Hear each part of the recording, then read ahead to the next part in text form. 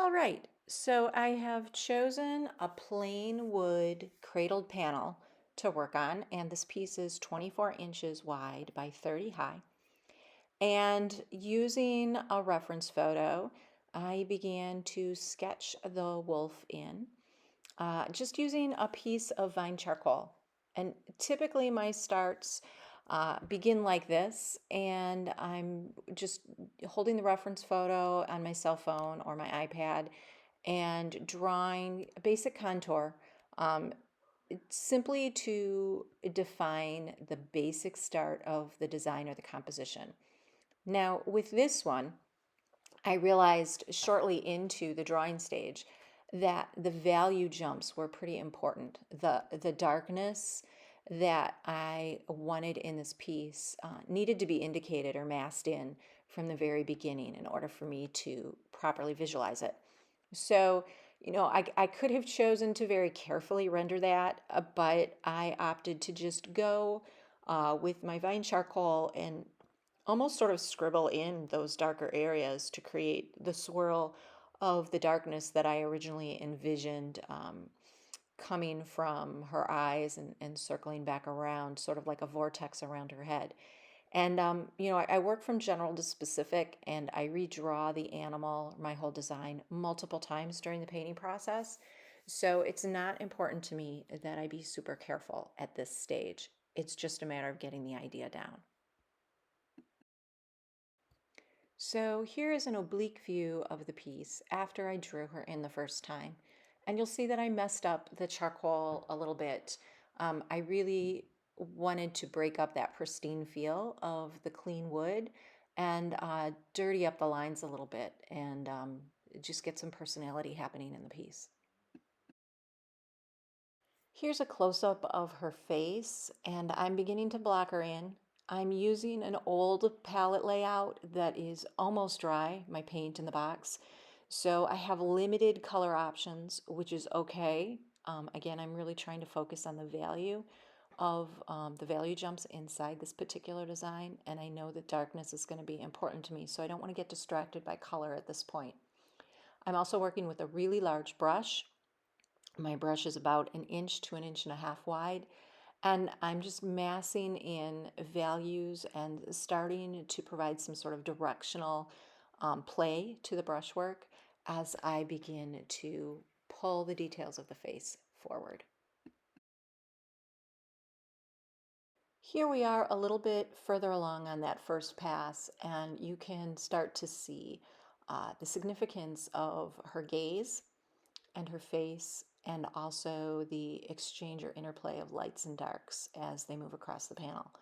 I really like to capture the animal's main features right early on in the piece because it allows me to have a conversation with them as the painting evolves. And I think that part is really important, that I sort of get to know who they are and their personality a little bit as I begin to paint them in this space. So I'm really happy with how her eyes are coming along, but I do see that I have some drawing errors. Again, I'm not worried about that because I know I'm going to have plenty of time or opportunity to correct that going forward. So I've completed that first pass of marks on the painting, and I'm beginning to go in with a little bit more detail here. You can see that I treated some of those shaded hash lines almost as coloring book shapes, and I was able to plug some of that green paint into them. And also really didn't vary or add much with regards to color to this the first couple layers because I'm really, really trying to stay focused on values, and that's something that I'm personally challenged with. But now I'm looking at her and I can see that the drawing errors are making me feel uncomfortable and I need to get those corrected. So I'm going to go in and I'm going to draw over top of the paint when it's dry or after it's dry with a piece of chalk, and I'm going to get all of those shapes better defined. It's always, excuse me, it's always interesting to me to see how much the piece changes when I add the chalk lines to it. But I have repositioned the left eye. I have thought about a cape of darkness that sort of surrounds her face, that swings up to the right and behind her head. And I've just started to outline the darkest darks and give myself an idea of the next layer of marks as I begin to craft or refine her image. The other thing that I'm thinking about at this point is what will I introduce as my organic element? Typically, my animals are comprised of bits of the land or plant life or seeds or other sorts of ephemera from the natural world. And so I am spending a good amount of time at this point sitting with the piece and just sort of auditioning a whole bunch of different possibilities of what I could incorporate next in my head. Um, as I look at her and I figure out what's going to happen next. And this was my stopping point after the first day's worth of work. So then the following day, I come in and spend some more time looking at her, making sure that I'm on the right path because fresh eyes can often tell us a different story.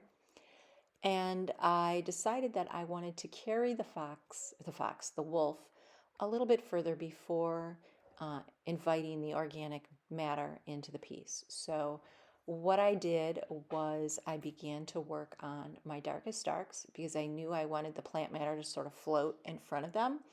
And I really wanted to get them down first, and then I could pull and tease lighter areas out over top. So I began working with some glazes and just really layering in some beautiful, densely chromatic areas over top of where I had anticipated or wanted the shadow to be. And now for me, this is the fun part. So I knew I wanted to go with the idea of honeysuckle, and I went and spent some time with some honeysuckle plants. I photographed them, I studied them in the light from different angles, and I brought that experience back into the studio with me. So I really like to work from life when I can, but I also think it's really important to work from your visual memory. And that was something that I really embraced here. So, not trying to get so specific about the nature of the plant, but just to understand what the leaves look like, what the trunks look like, how the blooms sort of shift or move, or perhaps even change or age altogether. The flowers that I've painted in here actually aren't even magnolias, or they aren't honeysuckle, they're magnolias, but they felt very honeysuckle like to me. And as such, I just utterly loved the shape and wanted them there. So I have auditioned or drawn a different branch and sort of vine and leaf shapes in using my piece of chalk. And there's just a lot of adding and subtracting that happens as I refine the design directly on the surface of the dried paint and figure out what shapes are going to go in next. And that process just continues until I feel that the design is balanced and the piece's message is pretty clear. So you can see here that I have drawn some shapes in. I'm trying to create sort of a trunk-like feel from the bottom of the painting up to the wolf's face. But I also want there to be a sense of movement as the petals or the leaves sort of stretch and reach and weave their way across the surface. Um, I'm not really painting these specifically as they are intended in the end image, but I'm just auditioning marks and laying things out, filling some of those chalk shapes with color or glaze, and then sitting back and looking at the piece for a long time. Um, this part of the painting process takes the most time, but it involves the least amount of active application of materials to the surface. So it's just really a lot of listening, questioning, trying to look at the piece and and and and see what it is that she needs, um, and taking risks, trying, small little things like that bit of yellow against the eye and the addition of the orange uh, behind that left eye, I threw that orange in there because the eye was green. And I felt that those complements next to each other might really, really get the viewer's eye to dig even more deeply into that area. And then later I went in and put purple against the right eye, which was yellow. So, really leveraging that knowledge of how complementary colors zing against each other to try and reinforce my focal point even more, while I'm also playing with the weaving or the collision of the organic shapes and the wolf herself. It's really hard to gauge, for me at least, when a painting is done. Sometimes I feel it right away, and other times I just have to sit with it. But one of the great ways to appreciate a piece is to take it out of the studio and put it in a different environment and see how it reads. And so I decided to take my wolf for a walk and see if she really felt like she was part of the natural world. And she did. And there was nothing that stood out to me, so I called her done. And here she is. So I am so very pleased with how the greenery and the floral elements wove or intersected with the shape of the wolf. I love that there's a hint of a tree, that she feels rather spiritual or not as solid as a literal wolf might. I love the two different colored eyes. I feel like those always add another sense of mystery to a piece or spirituality. And just really, really pleased with how this piece turned out. Probably not apparent in the video is that the wood grain of the surface of the panel also bleeds through in some areas because the paint is so transparent. And I feel that that's a really beautiful additional element to the appreciation of the piece, being that there is, a tree or a hint of a tree in the design, and then to actually have the wood grain be part of it as well is very, very pleasing to me. So her finished title is Honeysuckle, and she is 24 by 30 inches. The panel is cradled with a 1.5-inch profile. She's on a beautiful Barra wood shaping panel um, made of solid oak, and I'm so excited to have brought her into the world. Thanks for watching.